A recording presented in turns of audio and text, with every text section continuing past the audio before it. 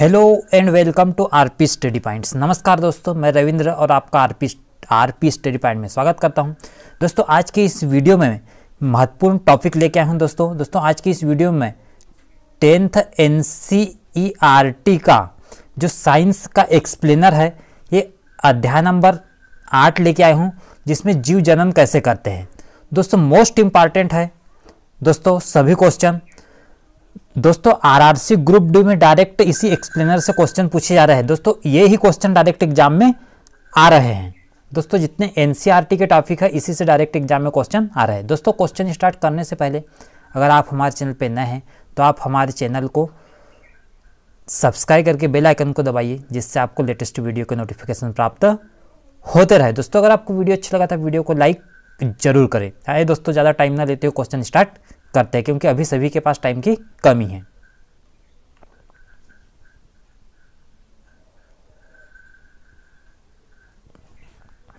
दोस्तों जो पहला क्वेश्चन है, नीचे दी गई जीवों की सूची में वे कौन से जीव है जो अलैंगिक विधि से जनन करते हैं।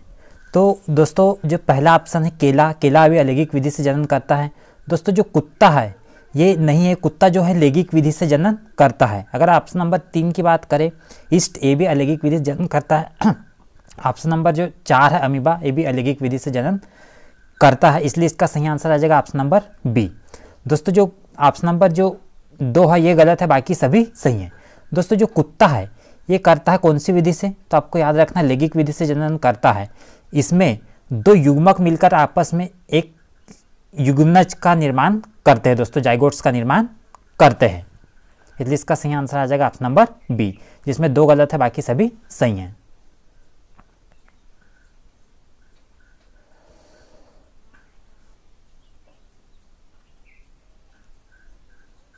इसके बाद में है प्रश्न नंबर 2, पुष्प में नर और मादा युग्मकों जनन कोशिकाओं को उत्पन्न करने वाले भाग कौन कौन से है। तो दोस्तों इसका जो आंसर आ जाएगा ऑप्शन नंबर सी आ जाएगा।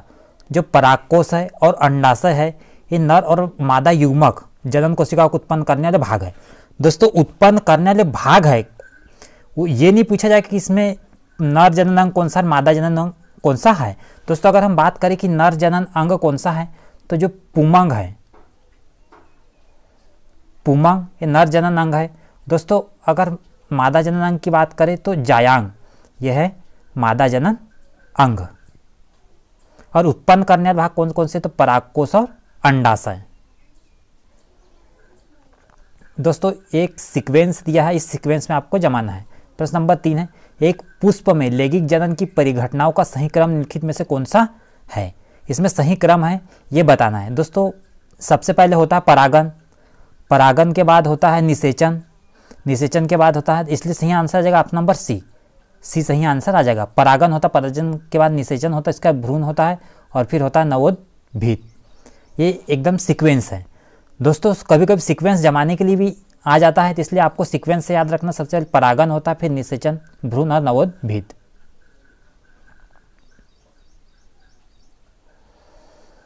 इसके बाद है क्वेश्चन नंबर 4, पुष्प की अलैंगिक विधि से उत्पन्न संतति में परस्पर अधिक समानता होती है क्योंकि। इनमें से क्योंकि इन्हें बताना है कि ये 4 जो ऑप्शन इनमें से कौन सा सही है। तो जो पहला अगर ऑप्शन की बात करें, अलैंगिक जनन में केवल एक ही जनक भाग लेता है, तो ये बिल्कुल सही है दोस्तों। अगर हम ऑप्शन नंबर 2 की बात करें, अलैंगिक जनन में युग्मक शामिल नहीं होते हैं, ये भी सही है। अगर हम ऑप्शन नंबर 3 की बात करें, अलैंगिक जनन में लैंगिक जनन से पहले होता है। दोस्तों ये ऑप्शन नंबर 3 जो है ये गलत है। अलैंगिक जनन लैंगिक जनन के बाद होता है। दोस्तों ये चौथा वाला ऑप्शन भी गलत है, इसलिए इसका सही आंसर आ जाएगा ऑप्शन नंबर ये, पहला और दूसरा सही है।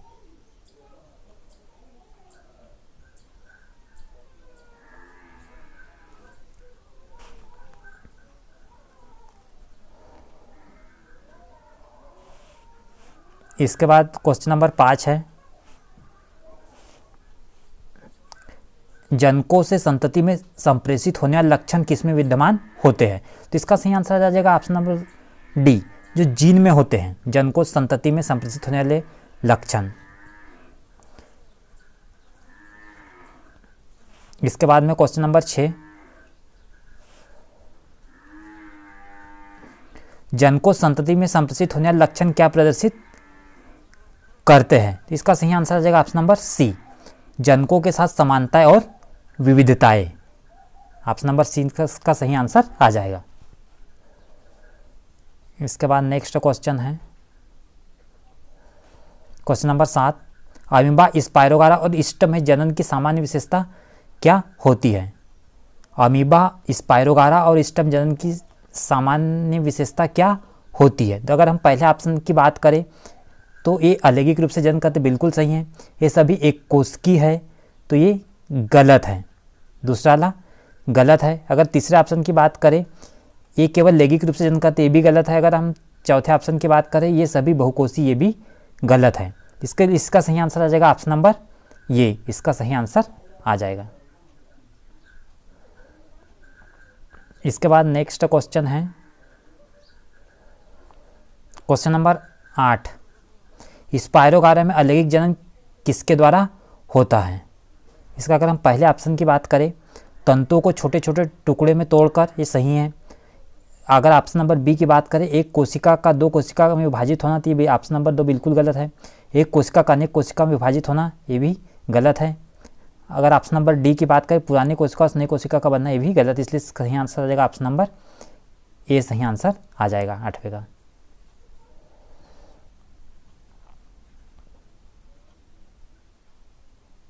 इसके बाद में नेक्स्ट क्वेश्चन है क्वेश्चन नंबर 9, प्लाज्मोडियम में एक कोशिका के अनेक कोशिकाओं में विभाजित होने की क्षमता को क्या कहते हैं? दोस्तों याद रखना आपको, प्लाज्मोडियम में एक कोशिका से अनेक कोशिका में विभाजित होने की कोशिका क्या कहते हैं? इसका सही आंसर है ऑप्शन नंबर डी, बहु विभाजन। बहु मतलब कि अधिक, एक से अधिक, इस टाइप से याद रखना। इसके बाद है क्वेश्चन नंबर 10, पुष्पी पौधों में जन्म अवस्थाओं का सही क्रम कौन सा है? इसमें से सीक्वेंस जो दिया है दोस्तों, इसमें सही बताना है। अगर हम सही ऑप्शन की बात करें, ऑप्शन नंबर ये इसका सही आंसर है, युग्मक, युग्मनज, भ्रूण और नवोत्भीत, ये सही आंसर है क्वेश्चन नंबर 10 का। ये पहले युग्मक बनेगा, युग्मक, दो युग्मक आपस में क्रिया करके युग्मनज बनाएंगे, युग्मनज से भ्रूण बनेगा और भ्रूण से बनेगा नवोत्भीत। इसके बाद है क्वेश्चन नंबर 11। क्वेश्चन नंबर जो 11 है, इसमें दिया गया है, एक स्पीसीज के जनकों और संततियों में गुणसूत्रों की संख्या किसके कारण नियत बनी रहती है? तो इसका सही आंसर आ जाएगा ऑप्शन नंबर बी, युग्मक बनने के दौरान गुणसूत्रों की संख्या का आधा रह जाना।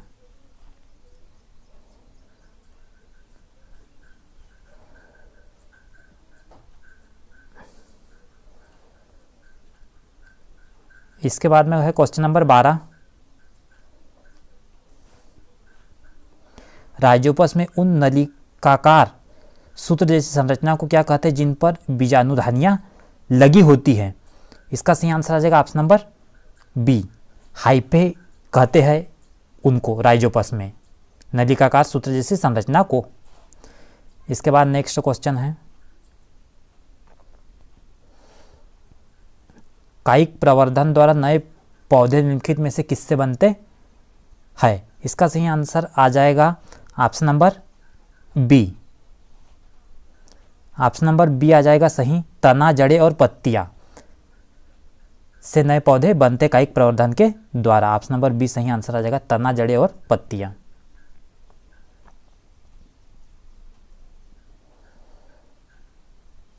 इसके बाद नेक्स्ट क्वेश्चन है क्वेश्चन नंबर 14, डबल रोटी के स्लाइस पर कवक का तीव्र गति से फैलने के लिए उत्तरदायी कारक कौन से है?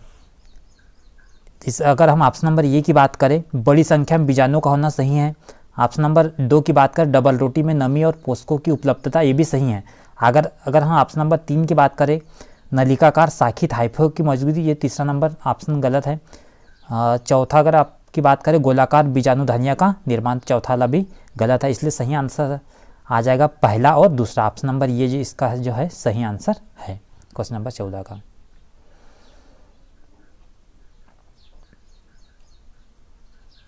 इसके बाद नेक्स्ट क्वेश्चन है क्वेश्चन नंबर 15, पराग नली की लंबाई निम्नलिखित में से किन के बीच की दूरी पर निर्भर होती है?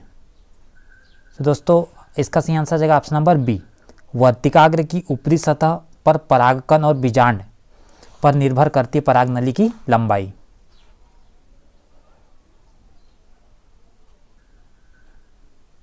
इसके बाद क्वेश्चन नंबर 16, पुष्पों के संदर्भ में लिखित में से कौन सा कथन सही है? अगर ऑप्शन नंबर ए की बात करें, पुष्प हमेशा उभयलिंगी होते, बिल्कुल गलत है। अगर ऑप्शन नंबर पहला वाला बिल्कुल गलत है। ऑप्शन नंबर 2 की बात करें, ये लैंगिक जनन के अंग होते, बिल्कुल सही है ऑप्शन नंबर 2। अगर ऑप्शन नंबर 3 की बात करिए, पौधे के सभी वर्गों में पाए जाते, बिल्कुल गलत है। पुष्प पौधे के सभी अंगों में नहीं पाए जाते। अगर ऑप्शन नंबर 4 की बात करें, निषेचन के बाद इनमें फल बनते हुए, ऑप्शन नंबर जो 4 है बिल्कुल सही है, इसलिए इसका सही आंसर आ जाएगा ऑप्शन नंबर 2 और 4। 2 और 4 है ऑप्शन नंबर डी में, इसलिए इसका आंसर आ जाएगा डी वाला।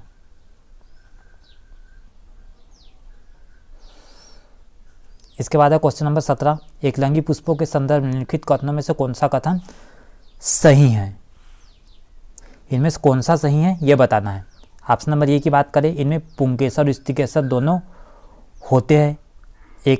एकलिंगी पुष्पों के संदर्भ बता दें दोस्तों, अगर पहला ऑप्शन बिल्कुल गलत है। अगर हम ऑप्शन नंबर 2 की बात करें, इनमें या तो पुंकेसर होते अथवा स्त्रीकेसर होते, ये दूसरा वाला ऑप्शन बिल्कुल सही है, दोनों में से कोई भी एक होते। अगर हम ऑप्शन नंबर 3 की बात करें, इनमें परागन होता है, बिल्कुल सही है। ऑप्शन नंबर 4 की बात करें, वे एकलिंगी पुष्पों जिनमें केवल पुंकेसर होते फल उत्पन्न नहीं कर पाते हैं, ये भी बिल्कुल सही है, इसलिए इसका सही आंसर आ जाएगा ऑप्शन नंबर ए गलत है, बाकी सभी सही है। ऑप्शन नंबर 20 का सही आंसर आ जाएगा।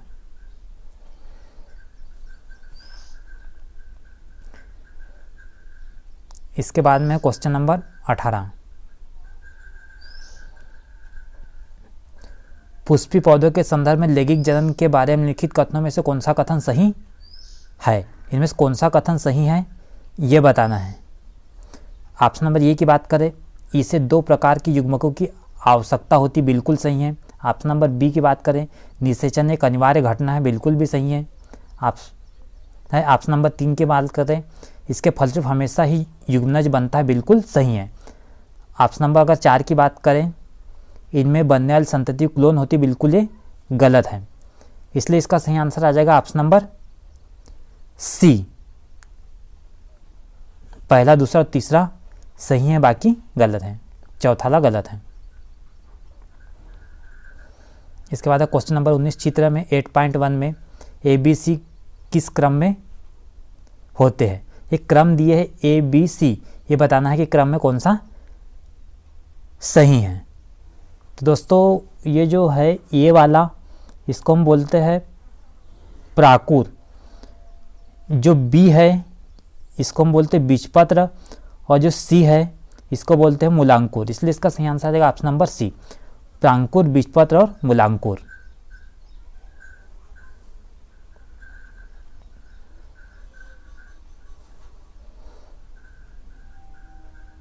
इसके बाद है प्रश्न नंबर 20, लैंगिक जनन के फलस्वरूप उत्पन्न संतति में अधिक विविधता पाई जाती है क्योंकि? लैंगिक जनन के फलस्वरूप उत्पन्न संतति में अधिक विविधता पाई जाती है क्योंकि? इसका सही आंसर जाएगा ऑप्शन नंबर बी, आनुवांशिक पदार्थ एक ही स्पीशीज के 2 जनकों से आता है। दोस्तों लैंगिक जनन में नर युग्मक और मादा युग्मक, 2 युग्मक आपस में मिलकर के बनाते हैं युग्मनज, और इस युग्मनज से बनता है भ्रूण, इसलिए इनमें अधिक विविधता आती है। ऑप्शन नंबर बी सही है।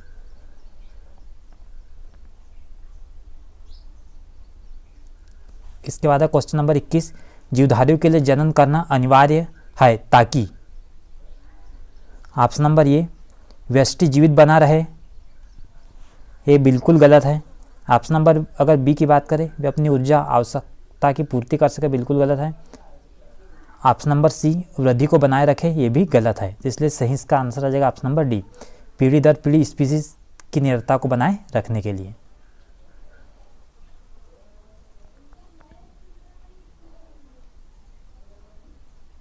इसके बाद है क्वेश्चन नंबर 22, किशोरावस्था के दौरान मानव शरीर में अनेक परिवर्तन होते हैं, उस परिवर्तन पर चिन्ह लगाइए जिसका संबंध लड़कों में लैंगिक परिपक्वता से है। इसका सही आंसर आ जाएगा, अगर हम ऑप्शन नंबर ए की बात करें, दूध के दांतों का टूटना, बिल्कुल गलत है। ऑप्शन नंबर बी की बात करें, कद का बढ़ना, ये भी गलत है। ऑप्शन नंबर सी की बात करें, आवाज़ का भारी होना, तो ये बिल्कुल सही है। वजन का बढ़ना ये भी गलत है, इसलिए इसका सही आंसर आ जाएगा ऑप्शन नंबर सी। इसके बाद है क्वेश्चन नंबर 23, स्त्रियों में वह घटना कौन सी है जो जनन प्रावस्था के प्रारंभ को परिलक्षित करती है। दोस्तों ऐसी कौन सी घटना है इसमें से बताना है। शरीर की वृद्धि बिल्कुल गलत है। ऑप्शन नंबर बी की बात करें, केशों के पैटर्न में परिवर्तन आना बिल्कुल गलत है। ऑप्शन नंबर सी की बात करें, आवाज़ में परिवर्तन आना बिल्कुल गलत है। ऑप्शन नंबर डी की बात करें, रजोधर्म, ये बिल्कुल सही है।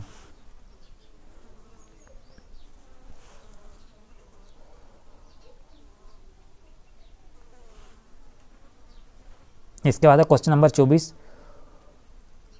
पुरुषों वृषण कोश के भीतर स्थित होते क्योंकि इसमें सहायता मिलती है।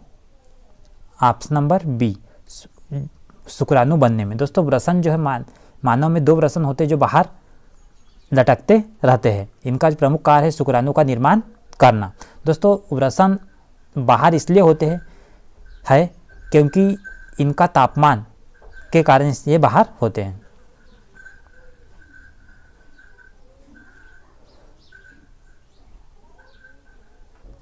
इसके बाद है क्वेश्चन नंबर 25, यौनारंभ पर वृषणों का निम्नलिखित में से कौन सा कार्य नहीं है।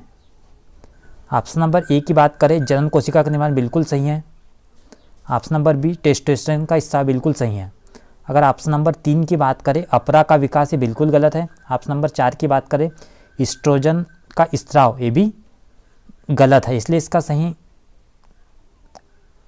कौन सा कार्य नहीं है दोस्तों, ये बताना है। इसलिए इसका सही आंसर आ जाएगा ऑप्शन नंबर सी।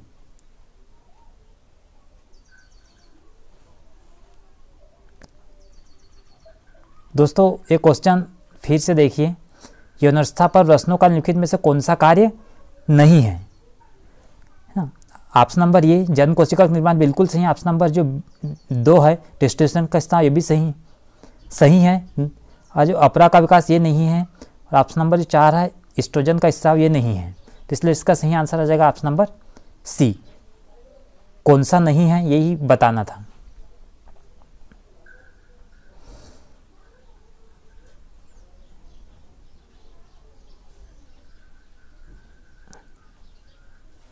इसके बाद नेक्स्ट क्वेश्चन, नर जननांगों के विभिन्न भागों में शुक्राणुओं के परिवहन के लिए सही क्रम कौन सा है। इसका सही आंसर आ जाएगा ऑप्शन नंबर ये, जो वृषण है, वृषण से शुक्रवाहक, शुक्रवाहक से मूत्र मार्ग, ये बिल्कुल सही है दोस्तों। वृषण से शुक्रवाहक और शुक्रवाहक से मूत्र मार्ग, ये सीक्वेंस से याद रखना है आपको।